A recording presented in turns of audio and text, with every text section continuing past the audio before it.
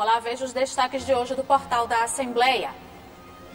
Os principais assuntos debatidos na sessão plenária desta terça-feira. Parlamentares se reúnem para analisar projetos nas comissões de obras e CCJ. Baixo índice de vacinação de crianças no Maranhão repercute entre os deputados. Vice-presidente da Alema, Rodrigo Lago, participa do Congresso Estadual do Municipalismo. E o Pacto Federativo é o tema do último dia do Congresso organizado pela FAMEM. As novas regras do Bolsa Família. E alunos de uma escola pública de São José de Ribamar realizam atividades em celebração ao mês da mulher. É agora no portal da Assembleia.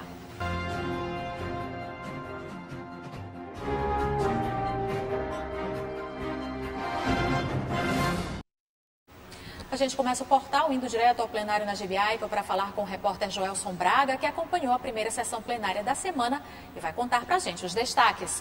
Oi, Joelson, boa tarde. Olá, Eli, boa tarde a você, boa tarde a todos que nos assistem. A sessão hoje tiveram bastantes pronunciamentos aqui, na verdade começou só a partir do grande expediente, mas muitos parlamentares se pronunciaram dentro dos tempos de blocos e partidos. O deputado Dr. Iglesias, por exemplo, usou o grande expediente para tratar de vários temas e citou, inclusive, parabenizou o governo do estado pela gratificação aos professores da rede estadual de ensino. A deputada Solange Almeida tratou da sua agenda política e destacou participações e inaugurações, né, de obras no interior do estado junto com o governador Carlos Brandão. A deputada Mical Damasceno lembrou do dia 10 de março, que é uma data simbólica, né, para a comunidade cristã no Brasil, que foi lá no século XVI, né, quando foi feito, né, o primeiro culto evangélico aqui no Brasil.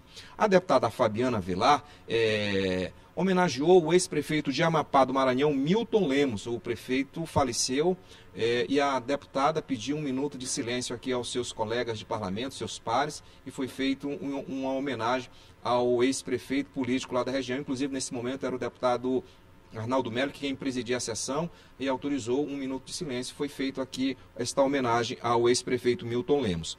O deputado Wellington do Curso trouxe aqui para a tribuna a greve dos professores da rede estadual de ensino e solicitou, inclusive, a participação da Comissão de Educação aqui da Assembleia nos diálogos, né, para pôr fim a essa crise aí, essa greve, né, que já vem se arrastando há alguns dias. O deputado Eric Costa também trouxe um fato aqui preocupante para a tribuna da Assembleia Legislativa. Segundo o parlamentar, alguns produtores rurais, né, foram multados, né, por conta da GTA, que é a Guia de Transporte Animal, né, sem nota fiscal, né, e ele pediu, inclusive, apresentou uma solicitação ao governo do estado para que retire multas, segundo o parlamentar, multas indevidas a esses produtores. E o último parlamentar a fazer uso da tribuna aqui na manhã desta terça-feira foi o deputado Osmar Filho. Ele trouxe para a tribuna aqui a realização, né, que inclusive está terminando hoje, né, o primeiro congresso do municipalismo aqui no estado do Maranhão. Parabenizou a FAMEM, a Federação dos Municípios do Estado do Maranhão, pela organização do evento, e ele ressaltou que iniciativas como esta engrandecem e melhora a prestação de serviço dos gestores para a comunidade. Portanto, o deputado Osmar Filho disse que só quem ganha é o povo. Portanto, foi aí o resumo da sessão ordinária nesta manhã de terça-feira aqui no Parlamento Estadual. Lembrando para quem está nos acompanhando, né, que amanhã, a partir das 9h15, é o nosso encontro com a sessão legislativa, a preparação para a sessão ordinária. E também, quem está em casa pode acompanhar os trabalhos dos nossos deputados estaduais por meio da TV Assembleia, da Rádio Senado no prefixo 96.9 e também por meio das nossas redes sociais. Volto com você, Eli. Obrigada, Gelson, pelas informações. E parlamentares que fazem parte da Comissão de Constituição, Justiça e Cidadania da Alema se reuniram para analisar a constitucionalidade de projetos e proposições. Entre os itens analisados está um PL que estabelece protocolo de segurança em defesa dos direitos das mulheres. Os parlamentares voltaram a se reunir para as atividades da Comissão de Constituição, Justiça e Cidadania. Em pauta, projetos de autoria dos deputados e também do Poder Executivo. O presidente da comissão, o deputado Carlos Lula, falou sobre as prioridades durante as reuniões do mês de março. Pautas importantes, tanto do ponto de vista do Poder Executivo, também a gente está no mês da mulher, para as mulheres. A gente teve projetos aprovados que exatamente são políticas que visam impedir a violência contra as mulheres em nossa sociedade, é importantíssimo. Mas a gente também tem que destacar a medida provisória aprovada do governo do Estado, criando o Índice de Desenvolvimento da Educação, de modo que o ICMS dos municípios passa a ser regulado agora também, de acordo com os indicadores de aprovação na educação. Então é ótimo que a gente estimula a competição entre os municípios do Estado para receber mais recursos, se eles conseguirem melhorar os indicadores educacionais de suas cidades. Então é um ótimo projeto encaminhado pelo Poder Executivo, que a gente espera ver aprovado no plenário da Casa. Entre os itens que tiveram parecer favorável, um projeto subscrito pela deputada Daniela e pelo deputado Carlos Lula, que estabelece protocolo de segurança e defesa dos direitos das mulheres. O protocolo non si cale, na verdade, ele é derivado da Espanha. Ele, por incrível que pareça, foi o que levou à prisão do Daniel Alves. Ele acabou sendo replicado aqui no Brasil e em outras assembleias. A nossa assembleia é a primeira que está aprovando, já na CCJ. E é um protocolo importante, porque ele cria diretrizes para que no futuro a gente possa estabelecer programas que permitam que bares, que o próprio sistema de segurança crie mecanismos para, em caso de violação, como que aconteceu infelizmente com o Daniel Alves, a mulher tenha coragem também de fazer a denúncia e a gente punir quem eventualmente cometer esse tipo de violência. Foram 22 itens apreciados pelos deputados durante a reunião da CCJ. Essa movimentação intensa nos trabalhos da comissão deve refletir também na dinâmica de trabalhos no plenário da Casa, porque a gente sabe que as matérias passam inicialmente pela apreciação dos parlamentares nas comissões, para a partir daí seguirem para a votação no plenário da Casa. Já na Comissão de Obras, o assunto foi a má gestão do serviço de telefonia oferecido no Estado e uma proposta para um plano de contingência de transtornos causados pelo período chuvoso. Deputados estaduais que compõem a Comissão de Obras e Serviços Públicos da Assembleia Legislativa receberam representantes de 2 operadoras de telefonia e internet que atuam no Estado. O objetivo foi entender as razões da má prestação do serviço no Maranhão. Ricardo Diniz, gerente de Relações Institucionais da Vivo, e Francisco José, coordenador técnico da Claro, explicaram que as empresas têm enfrentado problemas recorrentes de vandalismo e furto de equipamentos, principalmente na capital. A gente imaginava que a má qualidade da internet em São Luís do Maranhão, no estado, era problema de sistema. E não é sistema, o sistema está tudo certo, porque apesar da internet chegar sem fio, mas há muitas conexões para você receber esse sinal sem o fio. E está sendo danificado, É preciso que as companhias façam uma campanha educativa nos veículos de comunicação para diminuir a péssima qualidade dos serviços públicos feitos pelo serviço de internet. No início da reunião, o deputado Carlos Lula apresentou um requerimento propondo um encontro para tratar sobre um plano urgente de contingência dos transtornos causados pelo período chuvoso no Estado. O deputado Carlos Lula fez um requerimento que foi subscrito por todo mundo. São Luís não pode chover e isso não é de agora. Meia hora de chuva, as pessoas começam a andar de canoa porque carro não anda, e a gente vai debater esse tema para fazer justamente um plano de contingência para que a gente possa buscar uma solução para esse problema. Em seguida, a comissão recebeu o secretário de Infraestrutura do Estado, Aparício Bandeira, para tratar sobre a situação das rodovias maranhenses, especialmente a MA 006, uma das mais importantes do Maranhão. Preocupa a gente são hoje as condições das estradas, das MAs do nosso estado.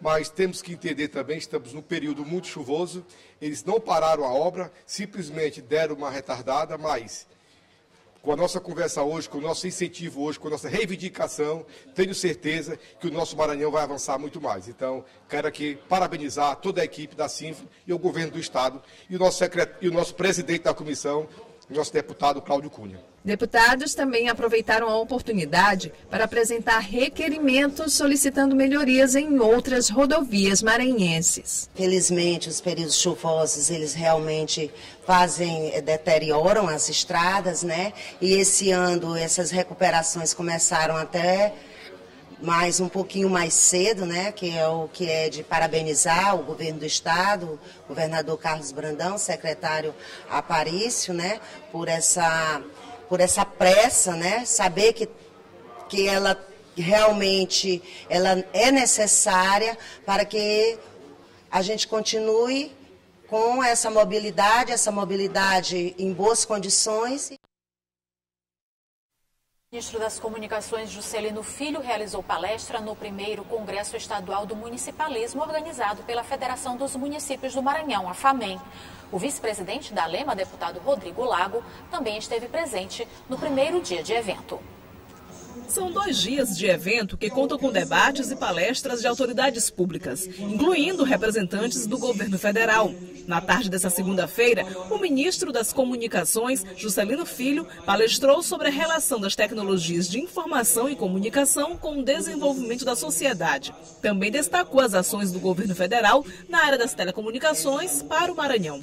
Hoje estamos aí com a tecnologia do 5G em implantação, nas grandes cidades já está implantada, está no processo de evolução dos serviços.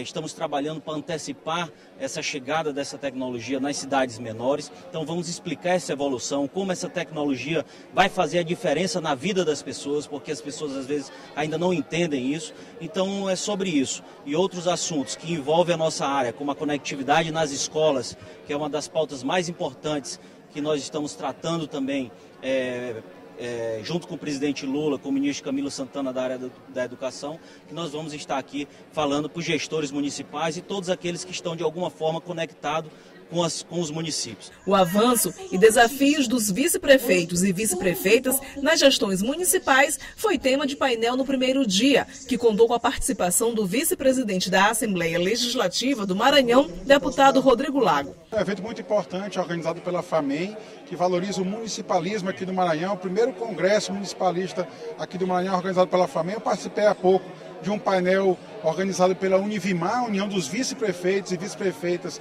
do nosso estado, exatamente dando a importância também do vice-prefeito, da vice-prefeita, no fortalecimento do municipalismo, que é onde acontecem os problemas das cidades, ou seja, é no município em que a população vive, que de fato precisa de atenção. Então é um momento muito importante em que toda a classe política se reúne aqui do Maranhão para valorizar o municipalismo aqui no nosso estado. O congresso, promovido pela FAMEM, foi aberto oficialmente nesta segunda-feira no Centro de Convenções do Multicenter Sebrae, em São Luís. No espaço, estandes com a exposição das principais ações do governo do estado, das prefeituras municipais e de entidades parceiras executadas com foco no desenvolvimento dos municípios. Algumas atividades de sucesso serão premiadas durante o evento.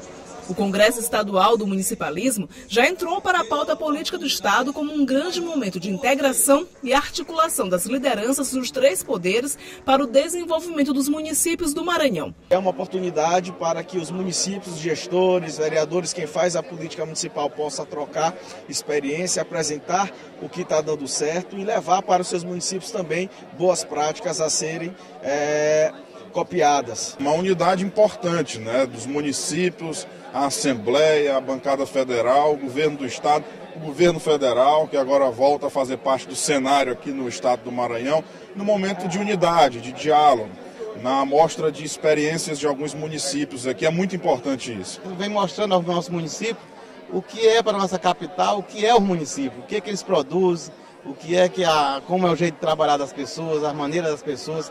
Essa interação é muito bom, porque a capital é muito longe do município, como Alto Parnaíba, que é quase 1.000 quilômetros de distância. São mais de 3.000 inscritos no Congresso, que encerra no fim da tarde desta terça-feira, quando o presidente da FAMEM, Ivo Rezende, deve ler a Carta Municipalista.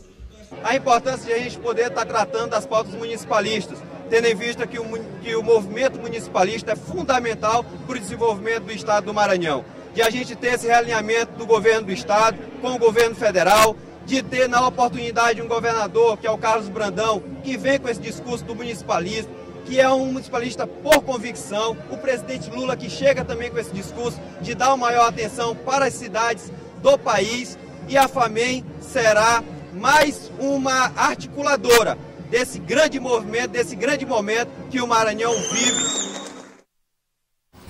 Você vai ver no próximo bloco, o ministro da Justiça, Flávio Dino, fala sobre o Pacto Federativo no Congresso da FAMEM, hoje pela manhã. E a baixa procura por vacinas para crianças foi assunto entre os parlamentares. É o que você acompanha logo após o intervalo.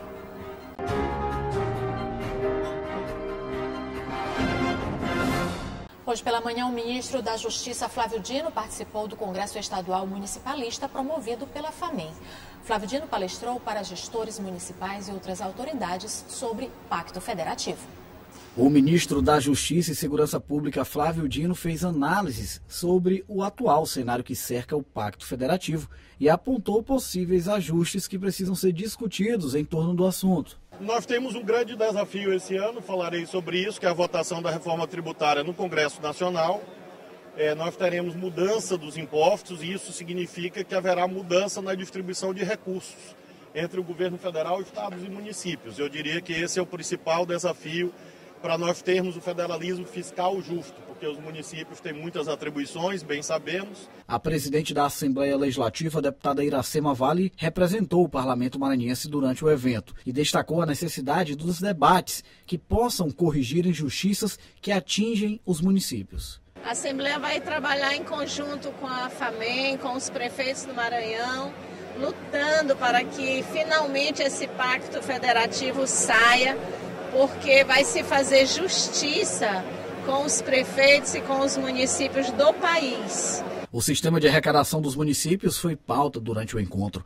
O segundo dia de programação do primeiro Congresso Estadual do Municipalismo Maranhense reuniu autoridades para debater medidas de fortalecimento das cidades. Mais um dia de evento aqui do Congresso Municipalista, organizado pela FAMEM. O Congresso tem sido muito enriquecedor nessa pauta municipalista, ou seja, defender que os municípios tenham mais autonomia, que recebam mais recursos, fiquem menos recursos concentrados no poder central, ou seja, no governo federal, e mais recursos distribuídos, onde realmente a política acontece, onde a população está presente. É fundamental a gente poder debater o Pacto Federativo, que deve levar uma demanda por justiça social.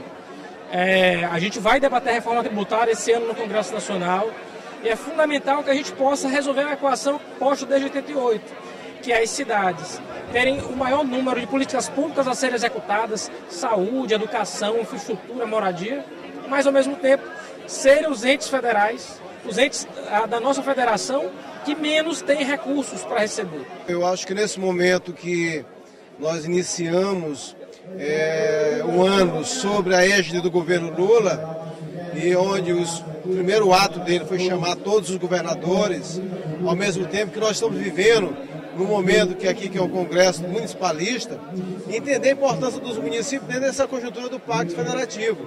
E todo mundo cumprindo a sua parte e buscando esforço para esse momento de sinergismo. E só quem ganha é a população. Então eu acho muito importante.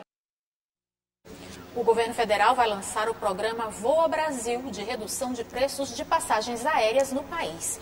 O objetivo é democratizar o acesso a passagens de avião com custo estimado em R$ 200 por trecho voado. Serão beneficiados servidores públicos com salário de até R$ 6.800, aposentados e pensionistas. O Ministério dos Portos e Aeroportos garante que a passagem não vai ficar mais cara para os demais passageiros. A previsão é de que o programa Voa Brasil comece a funcionar no segundo semestre deste ano. E a baixa procura por imunização contra as chamadas doenças infantis, entre elas a poliomielite, vem preocupando as autoridades de saúde. Na Assembleia Legislativa do Maranhão, o assunto repercutiu entre os parlamentares. O baixo índice de vacinação infantil repercutiu durante a sessão plenária. Sarampo, poliomielite e Covid-19. O deputado Carlos Lula falou que o Estado ainda não alcançou a taxa de 90% da cobertura vacinal, que é recomendada pelo Ministério da Saúde. A vacinação começou em agosto, o Maranhão recebeu 458 mil doses, mas alcançou só 76% da cobertura vacinal.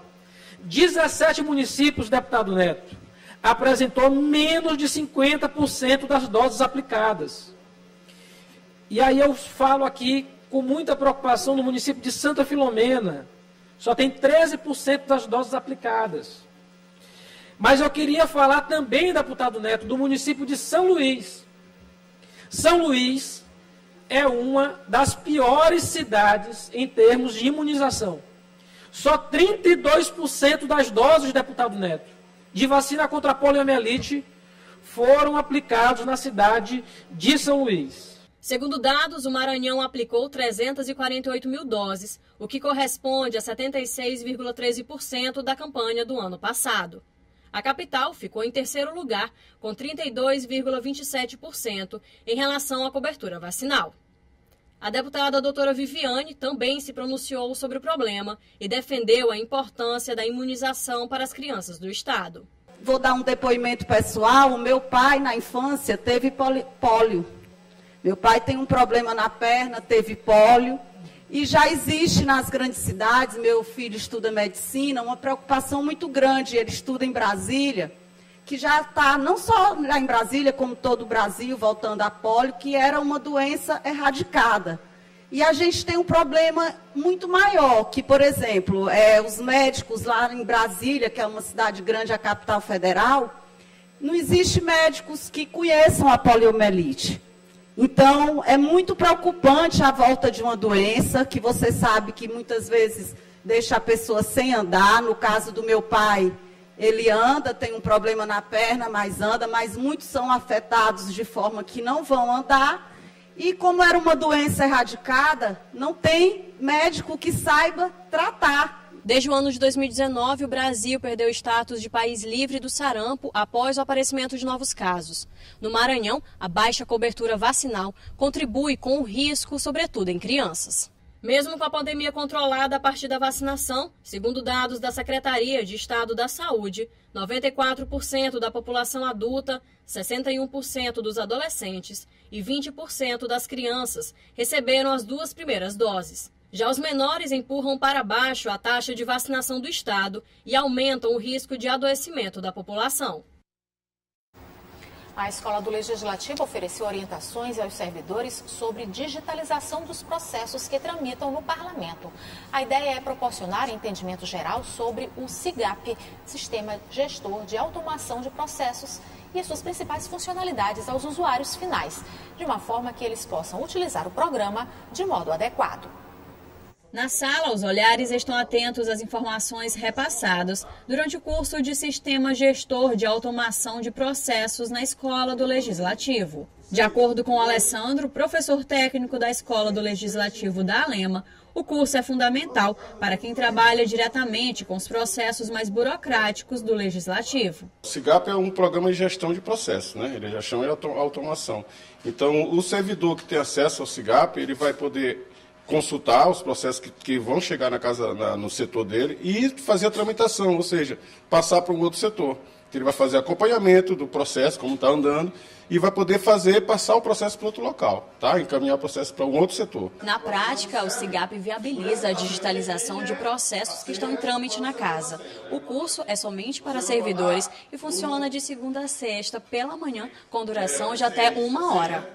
Isabel tem 8 anos como servidora da Assembleia e fala sobre a importância de se aprofundar no curso, já que houve mudanças na legislação. Eu acho importante porque como nós lidamos com muitos processos, né, e fica mais fácil quando o setor, o funcionário tem um treinamento para que ele possa direcionar o processo da maneira correta. Então, isso é importante porque à medida que os anos vão passando, a gente consegue chegar mais processos ao nosso setor, então a gente tem uma noção de como tramitar os processos de maneira correta. Já para o Wellington, o curso é mais uma oportunidade que a escola oferece aos servidores para aprimorarem seus conhecimentos. A importância para a gente como servidor da casa é para que a gente possa ter condição de movimentar os processos administrativos do Poder Legislativo. Eu, como funcionário da diretoria legislativa, para mim está sendo importante fazer esse curso para que eu possa me aperfeiçoar e aprender e poder fazer a tramitação correta dos processos. E começa hoje o curso de formação básica de assessoria parlamentar. A ideia é difundir os conhecimentos sobre técnicas legislativas e participação popular. As aulas acontecem no auditório Neiva Moreira, no Complexo de Comunicação da Alema.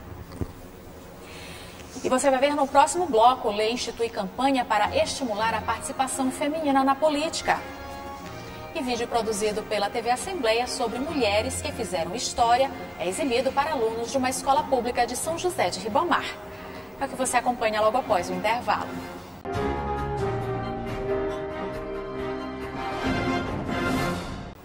Uma Uma medida provisória editada pelo governo federal recria o programa Bolsa Família com novas regras.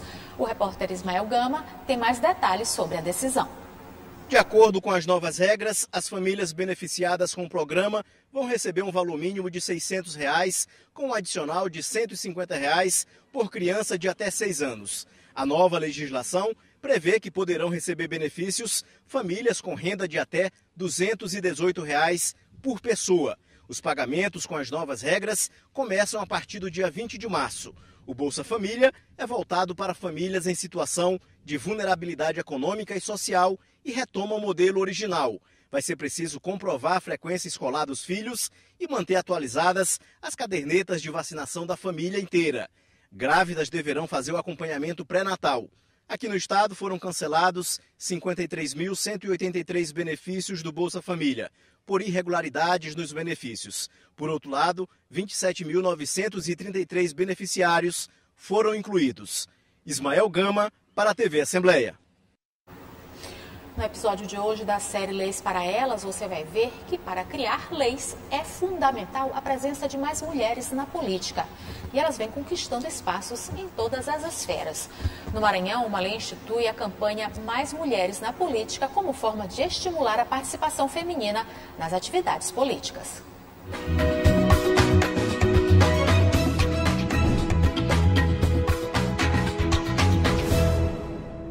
No Congresso Nacional, a participação das mulheres ainda é tímida. Na Câmara dos Deputados, 3 foram eleitas em 2022. As parlamentares Detinha, Amanda Gentil e Rosiana Sarney na bancada maranhense. No Senado Federal, apenas 2 cadeiras são ocupadas por senadoras maranhenses, Elisiane Gama e Ana Paula Lobato. Nós precisamos excluir da história de que esse fato de que a mulher não pode. A mulher pode sim, a mulher pode e deve estar onde ela quiser. E nós juntas precisamos lutar por isso. Por mais incentivo de partido, mais verbas, fiscalização para que essas verbas de fato cheguem às mulheres na política. Mas elas estão conquistando espaço no cenário político, mesmo que ainda de forma tímida. Seja no poder executivo ou no legislativo, as mulheres têm lutado por mais representatividade. Por muito tempo a mulher foi conhecida como a dona do lar, né? Então, o que hoje a luta das mulheres buscam? Quebrar essa ruptura, né? Com o advento das novas legislações brasileiras, hoje nós temos, podemos assim considerar, um avanço, né? Hoje tem muitas políticas buscando incentivar cada vez mais para que mulheres busquem esse espaço. No Maranhão, por exemplo, a bancada de deputados estaduais na Assembleia Legislativa é a maior das últimas legislaturas. 12 mulheres exercendo o mandato e com o parlamento estadual pela primeira vez em sua história sob uma liderança feminina, a presidente Iracema Vale. A gente vive um momento de empoderamento feminino aqui na Assembleia. Em 188 anos de história, a primeira vez que tem uma deputada mulher, uma mulher na frente da presidência da casa, mas também é a primeira vez que nós temos a maior bancada feminina, são 12 mulheres. Em 2020, o governo do Maranhão sancionou a lei número 11.353, que instituiu no calendário de eventos do estado a campanha Mais Mulheres na Política, a ser realizada todos os anos no mês de março. A campanha visa motivar e capacitar mulheres para concorrerem aos cargos eletivos e conscientizá-las sobre a importância da participação feminina na atividade política. Para esta professora, doutora em comunicação, é necessário que as mulheres sintam-se encorajadas a ocupar os espaços de poder e romper, assim, com a cultura machista. Preciso que as mulheres cada vez mais se engajem, do ponto de vista mesmo político partidário também, para que consiga, né, chegar a esses espaços de decisão. É uma questão mesmo de representatividade.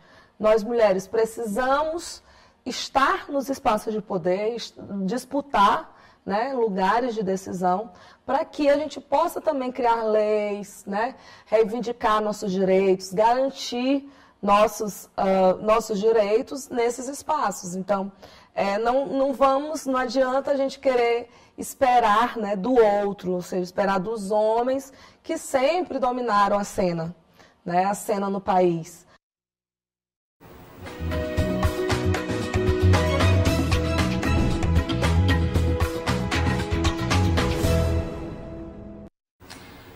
parte das comemorações do Dia Internacional da Mulher, uma escola pública de São José de Ribamar realizou uma série de atividades voltadas para o tema. Na programação, a exibição do documentário Todas por Todas, produzido pela TV Assembleia.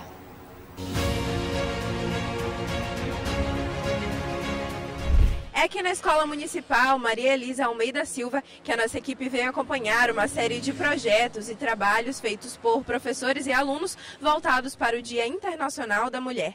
Entre eles, o documentário Todas por Todas, produzido pela TV Assembleia Legislativa do Maranhão.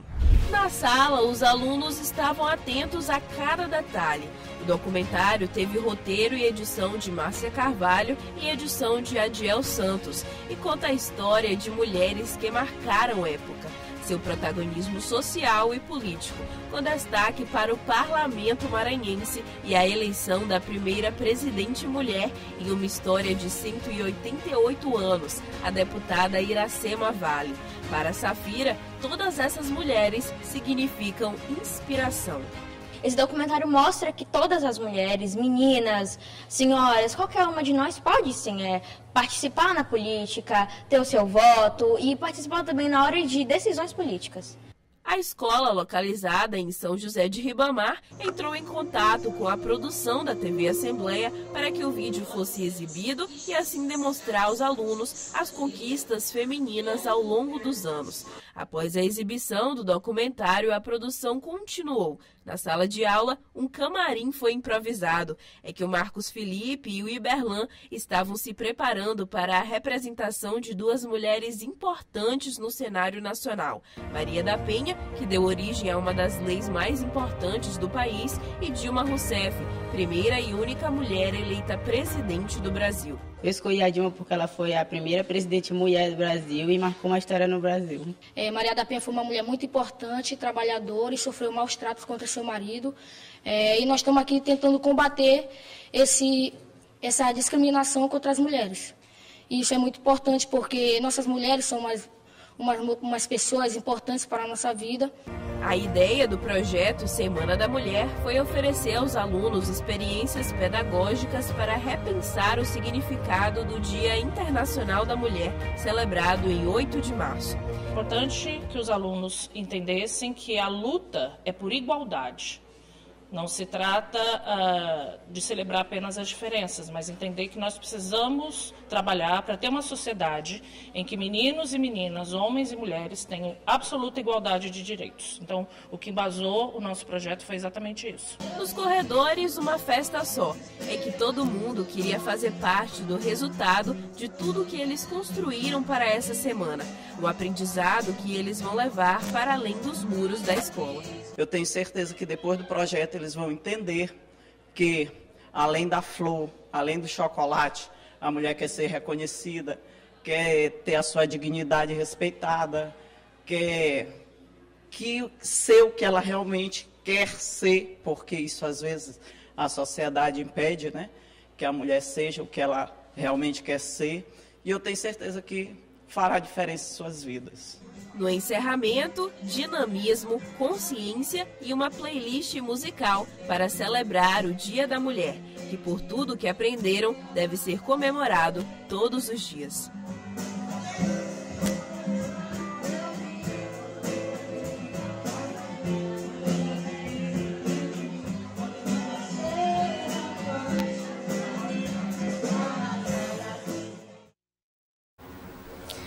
E o portal fica por aqui. Para rever as reportagens de hoje, acesse o site al.ma.leg.br/tv.